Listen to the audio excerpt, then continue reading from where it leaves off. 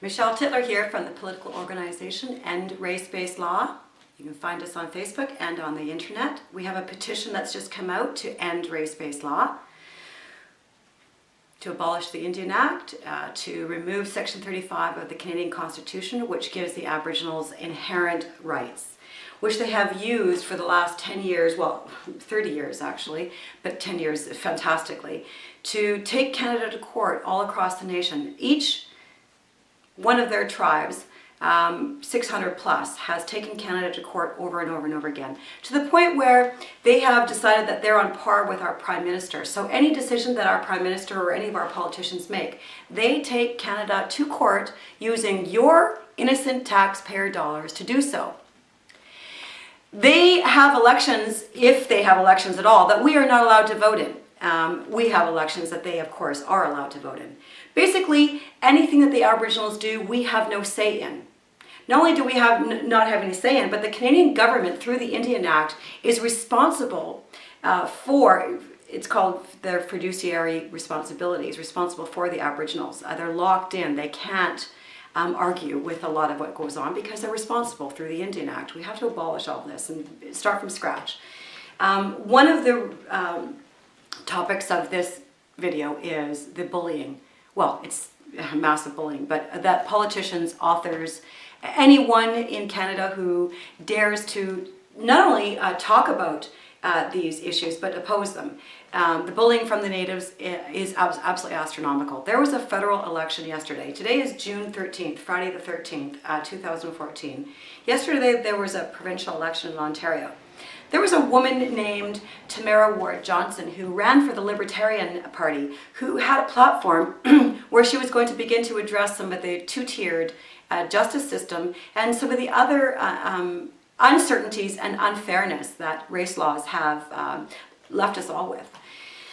The natives not only did not give her any room to express her views where they would be respectful towards it, but they bullied her to a fantastic extent, the same way they did to me. She got death threats, she got gang rape threats, she got the whole thing too. I got that too when I began End Race-Based Law. And what they do is they bully the natives, bully, under the auspices that they're victims of racism. It never ends. They wrote a letter to the newspaper that published her advertisement to run, and they bullied the newspaper. And not only did they bully the newspapers, but they bullied the sponsors, which also, when you do it publicly, they tweeted it everywhere, they put it all over the internet, they used her name. So in essence, they're bullying everybody. They're teaching everyone a lesson about how they are in charge now. And they're using our compassion and anybody who might feel sorry for them, our goodwill. Can you believe that? It's despicable what they're doing. Despicable. Using people's goodwill to bash a person who dares talk about race laws.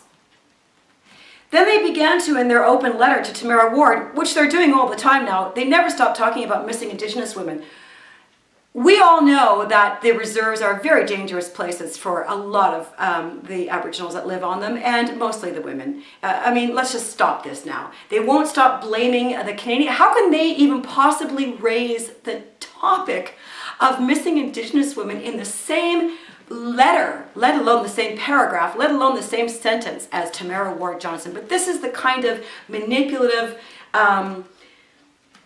it's abuse is what it is. It's mental abuse. It's mental and emotional abuse to tie her into their missing Indigenous women. So what they're really doing is saying everybody has to bully Tamara Ward-Johnson with us because you're all the reason why our missing women, we have a missing Indigenous women.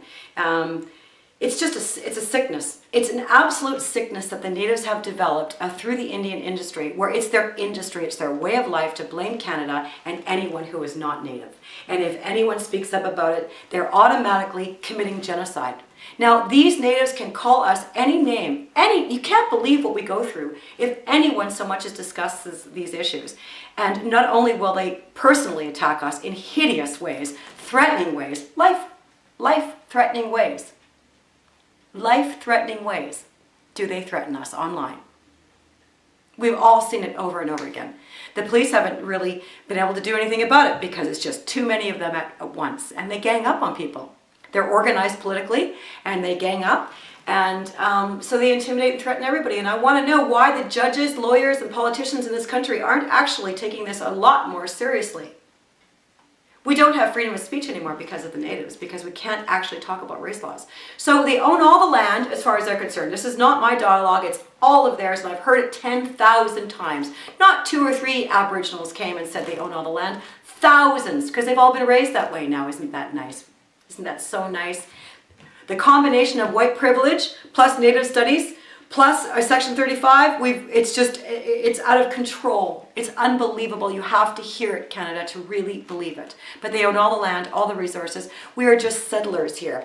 They didn't settle here. No, only people who aren't their race settled here. And all the people who aren't their race owe them. They're paying them rent. And on top of it, they don't get to complain, because if they complain, then they're only being racist against the Aboriginals. And so even if the Aboriginals abuse, threaten, intimidate, they held shale gas employees, they threatened their lives. They kidnapped them. They blew up 6 police cars. But if anyone says anything about it, I'm not making it up. I was on Sun News Network, I was on CTV, I was on CBC, I saw it all. Anyone who said anything about them blowing up police cars with Molotov cocktails, of course, were a racist. But they can call anybody a genocidal murderer. It goes on and on and on and on and on. White people are the scourge of the universe. That's how they talk. It's so completely lopsided now. It's not even in the same ballpark anymore. We're not having the same conversation anymore. The natives have to stop talking to Canadians the way that they do. I'm going to be right on top of all of it, as you guys have already seen. And politicians and Canadians have to stop acquiescing to this. We have to stop acquiescing to this. When Tamara Ward-Johnson ran her ad, the natives threatened the newspaper and the sponsors. I mean, acting like victims as they were being bullies. That's the game. That's really the game that they're playing. Acting like victims. It's self-imposed victimhood. Whenever we post anything, I've seen this over and over again, not just from our page, but anything that anyone says that's intelligent regarding these issues of race laws, the natives instantly, they have stalker pages, I call them. They instantly take what someone else has said and reinterpret it. They reword it, they retool it. And always in their heads, what they're hearing and reinterpreting is white supremacists, KKK. Because they've been taught that now. Isn't that so lovely, white privilege? Courses, oh my goodness. You should see the way the natives, especially in remote areas, interpret the white privilege. Aren't you white privilege course people should be so proud of yourself. You have created a monster.